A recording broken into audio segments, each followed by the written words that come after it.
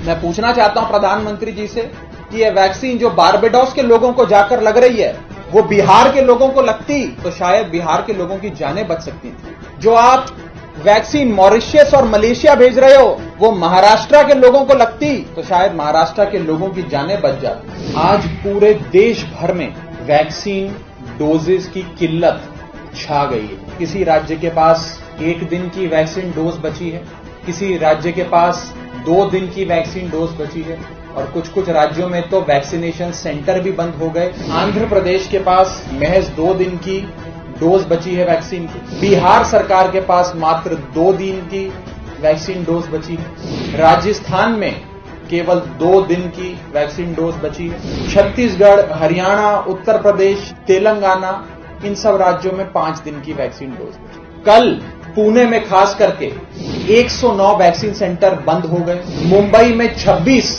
Vaccination centres बंद हो गए। उड़ीसा में 700 से ज्यादा वैक्सीनेशन सेंटर्स बंद हो गए। क्यों?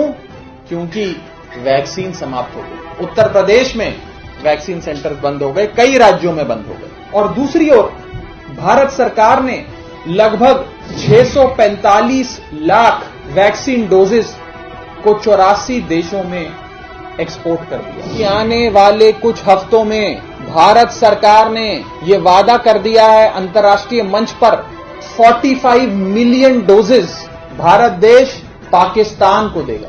पाकिस्तान भारत को आतंक एक्सपोर्ट करता है, भारत देश पाकिस्तान को वैक्सीन एक्सपोर्ट करता है। भारत देश में रशिया के साथ जो अग्रीमेंट्स करे हैं मैन्युफैक्चरिंग के, उसके तहत 16 मिलियन डोजेस और जो भारत रशिया को देगा, वो भी रशिया से घूमकर पाकिस्तान जाएंगी, और पाकिस्तान को केवल 45 मिलियन डायरेक्टली और 16 मिलियन इनडायरेक्टली भारत देश देने जा रहा है। यानी कि कुल मिलाकर लगभग 60 मिलियन डोजेज ऑफ वैक्सीन भारत देश पाकिस्तान को डायरेक्टली या इनडायरेक्टली एक्सपोर्ट करने जा रहा है। और कुछ देशों के नाम बता रहा हूं जिससे भारत सरकार ने एक गिफ्ट के माध्यम से इन देशों को लाखों डोजेज ऑफ वैक्सीन बांट दिए। मैं आपको इन देशों के नाम पढ़ के बता रहा हूं। Bangladesh, Myanmar, Nepal, Bhutan, Maldives, Mauritius, Seychelles, Sri Lanka, Bahrain, Oman, Afghanistan, Barbados.